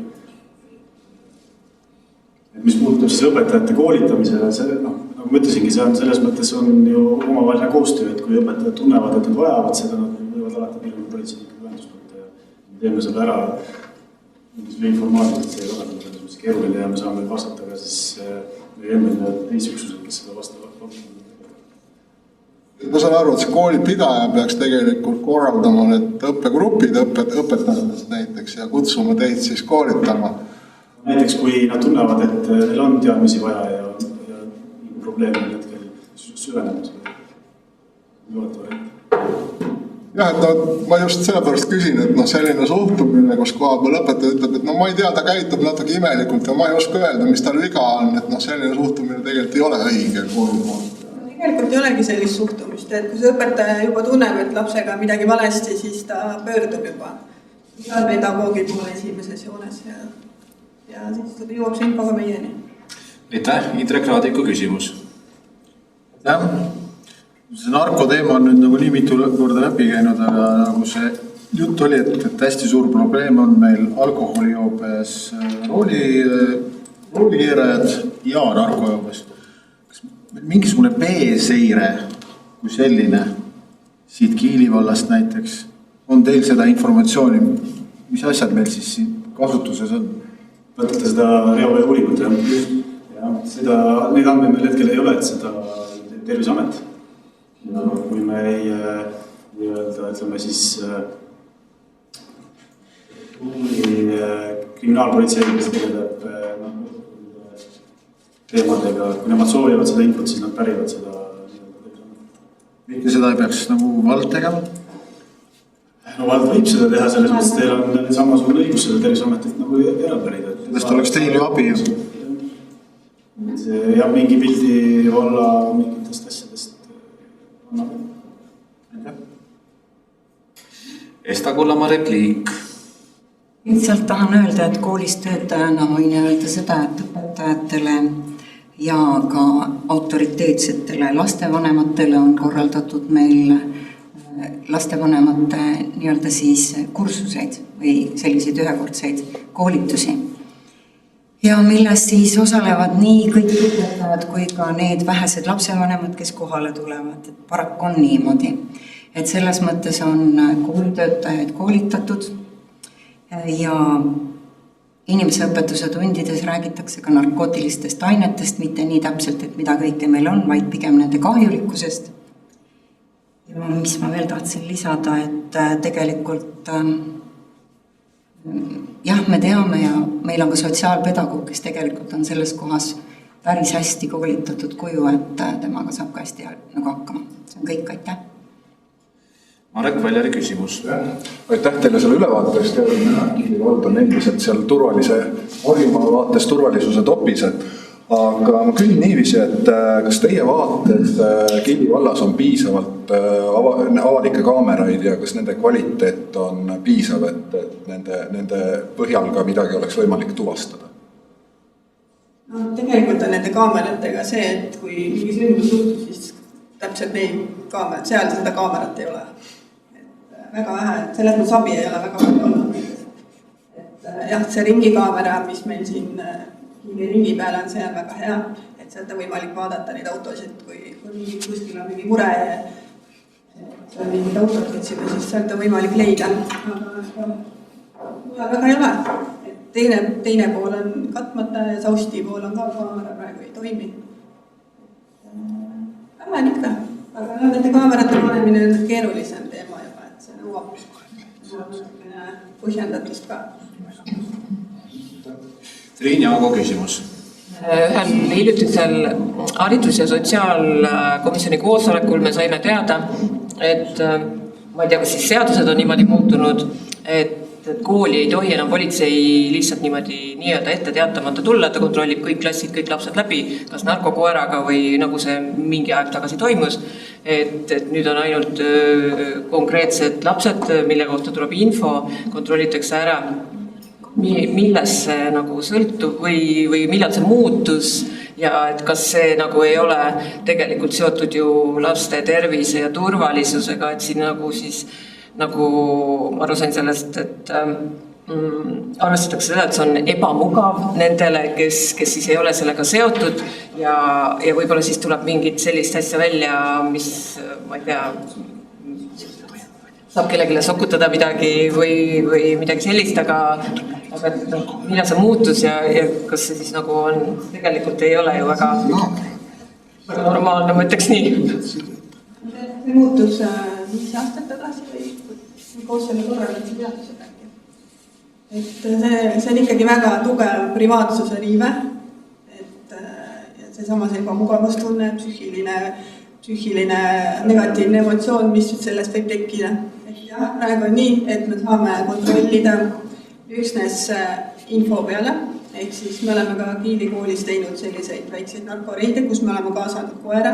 Me saame kutsuda sinna kinnisesse ruumi ainult need lapsed, kelle kohta meil on tulnud mingisugune info ja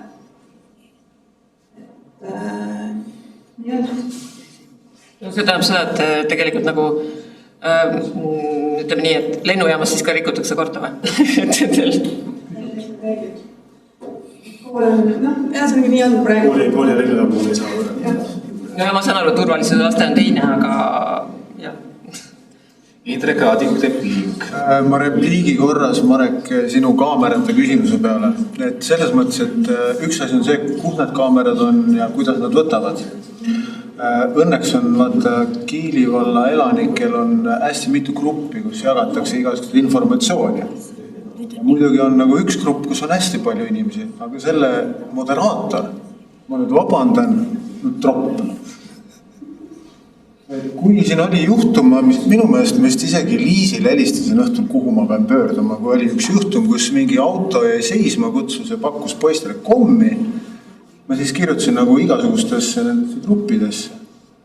Ja sealt tuli vastus, kaamera all, kirjuta politseisse kirjutasin ka midagi. Ja selles mõttes, et need teised leheküljed, super hästi see info liigub, auto oli seal, kutsus seda. Ja seal on paar juhtumit sellist, kus on saadud need tüübid kuskil Kiili vahelt täitsa kätte, laste vanematega. Selles mõttes sellele, mis iganes nimi ta on, Vadi või Kadi või mis iganes. Võtta mõistus pähe, kui on siuke informatsioon, et meil on vallas siuke probleem, siis palun postitas üles. Loomulikult inimesed suhtlevad politseiga. Aga neid kaameraid loomulikult sellest kaamerast me ei saanud seekord mitte midagi kätte.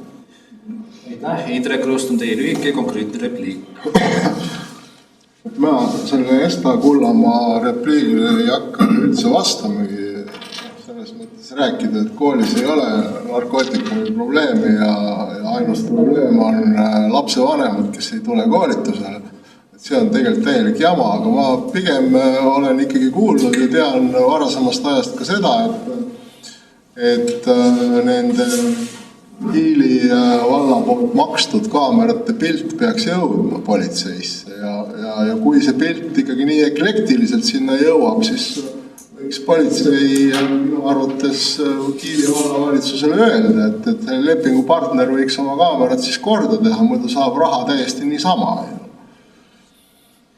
Aitäh, Marek Väljari küsimus. Aitäh.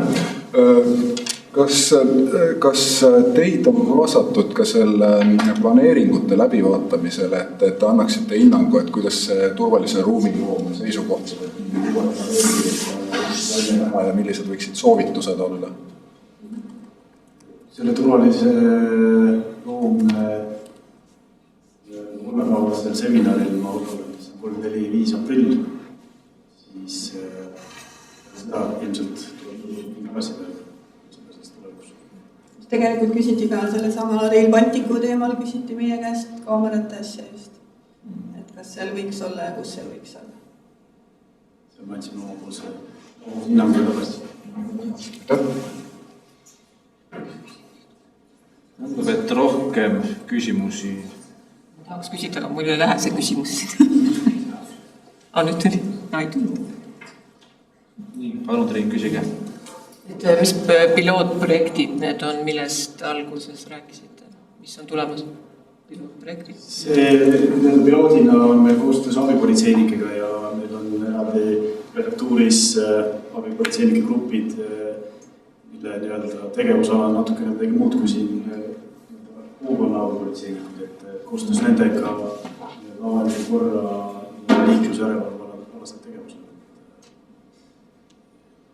Siis nendest saab rääkida hiljem, kui on mingid tegevused tehtud. Aga puudutabki tööd kogukonnas meie vaates. Aitäh, küsimused on küsitud, täname ettekandjaid ja jõudu teie raskes töös.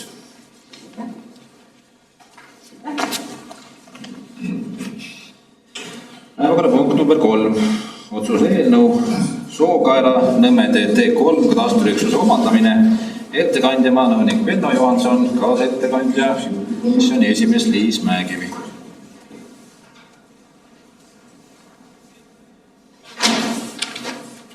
Austatud volikogu esimees, külalised. Kiivi vallas Sookaera külas kuuluvad Kiivi vallale T6 katastriüksused. Pärast Sookaera Nõmme T3 katastriüksus. Ajal on seal maareformi käigus tee mõõdetud katastriüksuste sisse ja nüüd siis püüame läbirääkimiste teel neid teekatastriüksusi moodustada ja neid siis ka vallale omandada.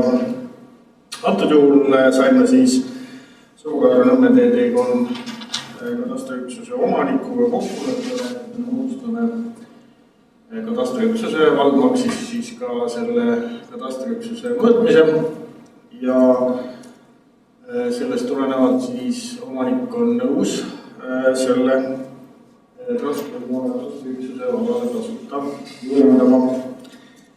Võrandatava maa suuruseks on 1133 ruutmeetrit ja tegemist on 100% transpordimaaga. Aitäh! Aitäh, Liis Mäekivi!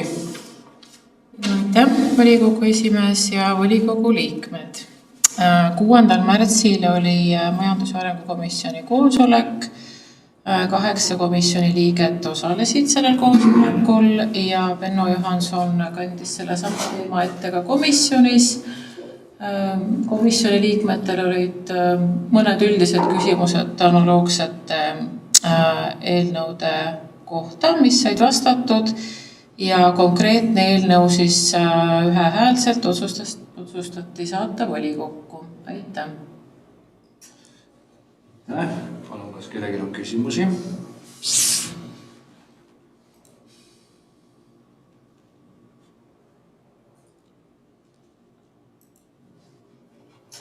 Küsimusi ei ole. Aitäh ettekandjatele. Paneme päevakorrapunkti number 3 hääletusele.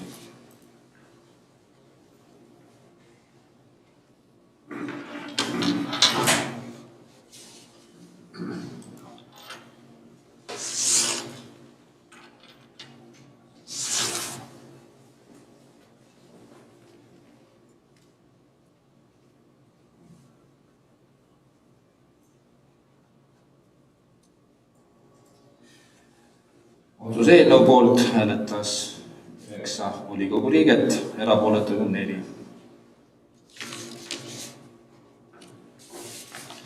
Päevakorrapunkt number 4 on vallavanema informatsioon. Palun, vallavanem.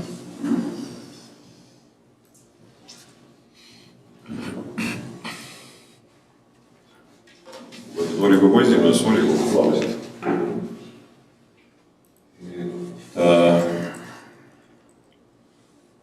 Kõigepealt sellest riigi tasandilt võib-olla kust on.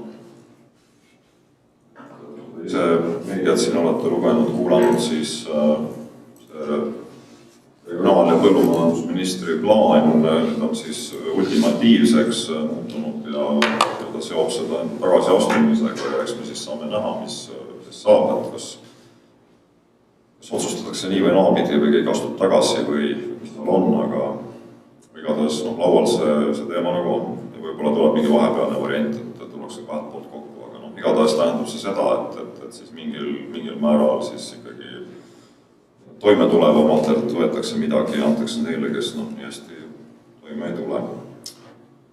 Aga eks me näeme, selline ei ole kaua oodata, sest seda tahetakse teha, siis 1. juuliks peab olema nagu vastu võetud see asi Riigikogus ja siin aprilli keskpaigaks peaks põhimõtteliselt nagu selge olema. Et seda jõuaks nad sealt siis teha Riigikogus.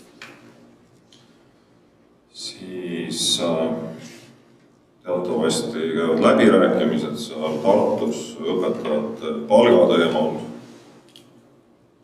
Aga sellega paralleelselt on siis Jaak Aaviksoo töörühm, kes otsib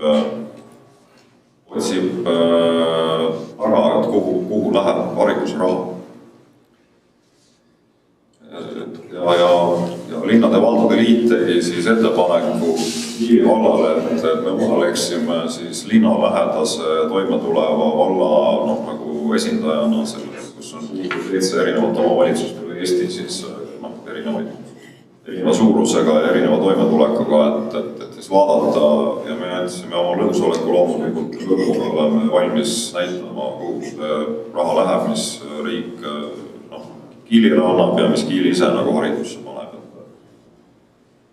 Et see oleks nagu ausalt öelda väga huvitav, et mis tulemus sealt siis üle riigi lõpuks tuleb ja siis Annikaga läheme teisipäeval kohtuma selle teemal finantsjuhiga.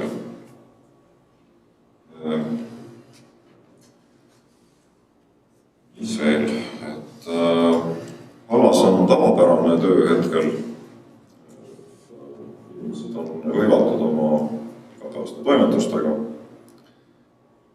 Ja rõõmustavat, väliruumis on nii palju, kui te tähele panite, siis lõpuks ometi jõudnud selleni, et hakati Sausti järjest lauta lammutama, mis on häbiplekk olnud pikalt siin Kiili valla palgel. Ja loodetavasti see saab tehtud ja viisa kokku kogu see olukord.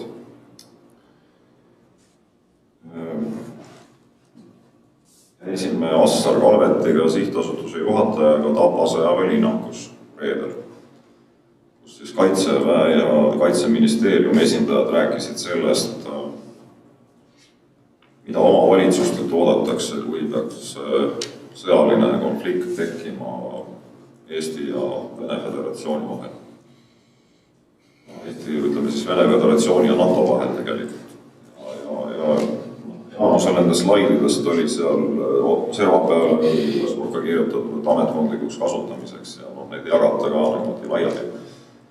Üht-teist huvitavat infot me sealt saime ja kinnitust ka oma senisele arvamusele, et evakuatsioonikohti siin Kiilis või Raes või Sakus ei ole vaja Saku, Kiili ega Rae inimeste jaoks, vaid nende inimeste jaoks, kes siis sõjaolukorras kuskilt mujalt tulevad.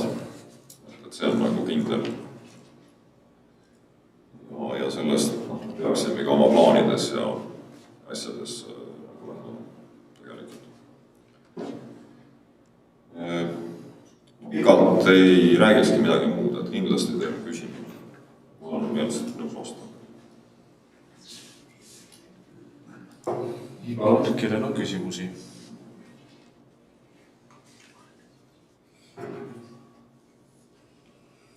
Kaide Roosile küsimus, palun.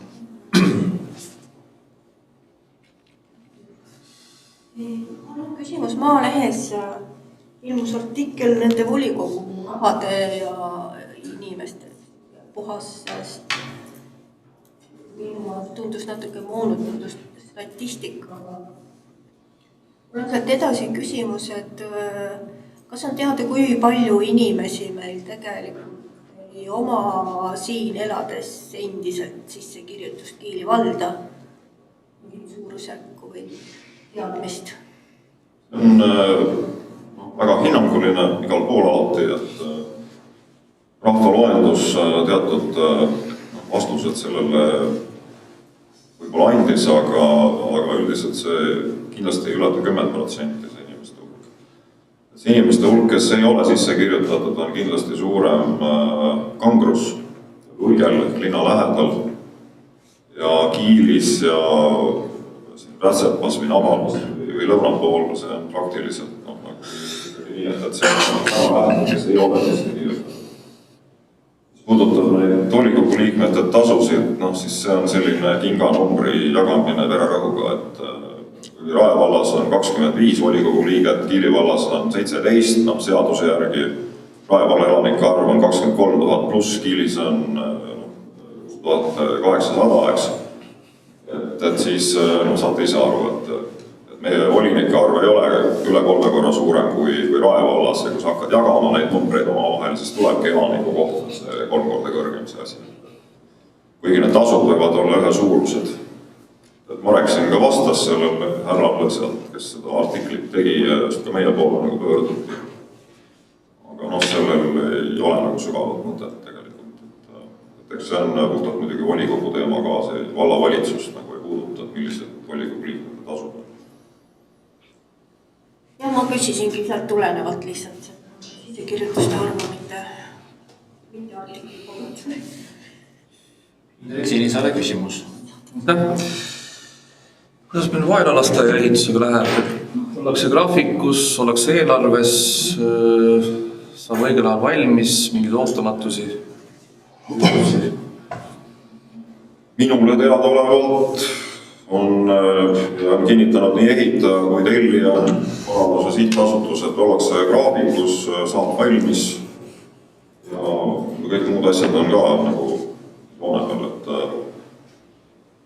et ma ei näe seal suuri probleeme selles kohas. Minu teada ka lasteaed on alustanud personaliotsingut ja on leitud juba päris palju huvilisi, sealhulgas on üsna palju neid, kes tahavad teistest majadest, Kiili lasteaiamajadest vaela üle minna. Selline liikumine on ka. Marek Väljale küsimus. Aitäh. Me oleme küll komisjonides seda rääkinud siin korduvalt, aga kuna elanikud ka soovivad teada selle kohta, et millises etapis praegu see Kiili see Konsumi ümberehitus on ja et kas sellel on ehitusluba ka juba väljastatud? Ei, sellel ei saagi ehitusluba väljastada sellisel moel, et seal on... Mina ei ole planeerimise ja ehituslubade spetsialist. Kui te tahate nagu väga täpset vastust, siis kirjalikult küsima ja siis vallavalitsus nagu vastab. Aga nii palju ma tean, et kuna seal on 2 kinnistut ja piir läheb maja keskelt ja seal on kehtiv detailplaneering ja nii edasi, et siis see oleks väga selline jõuga tegemine. Seal hakata mõtlema, et ilma uue detailplaneeringuta seda ehitusluba nagu väljastada, nii et see tõenäoliselt, ma ei saa nagu mürki võtta, ma ütlen, et selleks peate küsima nagu spetsiaalselt, aga pigem on nii, et see ehitusloa väljastamine seal nagu lihtne sellisel moel ei ole. Indrek Sinisaar küsimus. Sellel vaelalaste teemaga seonduvalt ristmiku ehitus ja projekteerimine. Kas see projekt on tänaseks valmis ja juba ehitajat otsitakse või mis seisus seal? Viimastel päevadel on sisse tulnud dokumendid, mis puudutavad nii seda ristmiku kui seda põhjapoolset ühendust. Et seda ehitushanget veel ei ole välja kuulutatud. Aga projekteerimine minu arust on lõppfaasis ja Transpordiametiga on seal kooskõlastused ja asjad. Jõuab see valmis enne, kui Ja see on arvestatud niiviisi, et see jõuab valmis. See on umbes sama suurusega töö, nagu sügisel oli see, mis nad on, need pilvemajad või selle, päris mingi asi. Mahuliselt ei ole nagu ülearu suur. Triin Jaago küsimus. Küsimus on Luige keskuse bussipeatuste projekteerimise kohta, et kas need on, kus maal need on, millal need valmivad? Transpordiametilt on küsitud projekteerimistingimused ja praegu ootame nende järgi, et need annavad. Protsess on käima lükatud töös, aga loomulikult nende projekteerimine ja lõpuks ehitamine, kõik see võtab aega, et peatusi kahtlemata on sinna vaja. Seda vajadust keegi pole nagu eitanud. Planeering kehtestati kunagi väga ammu, 15 aastat tagasi või rohkem ilma nendeta ja oleks olnud mõttetu keelata keskuse ehitust 2 bussipeatuse pärast. Pigem on ikkagi nii, et keskus on olemas ja küll me need bussipeatused ka sinna saame jõuda. Marek Velleri küsimus. Ma kustutan ära selle.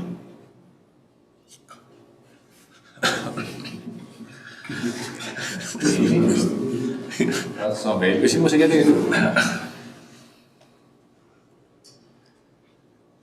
Tundub, et ei ole, aga aitäh vallavanemale ja sellega on volikogu istung lõppenud.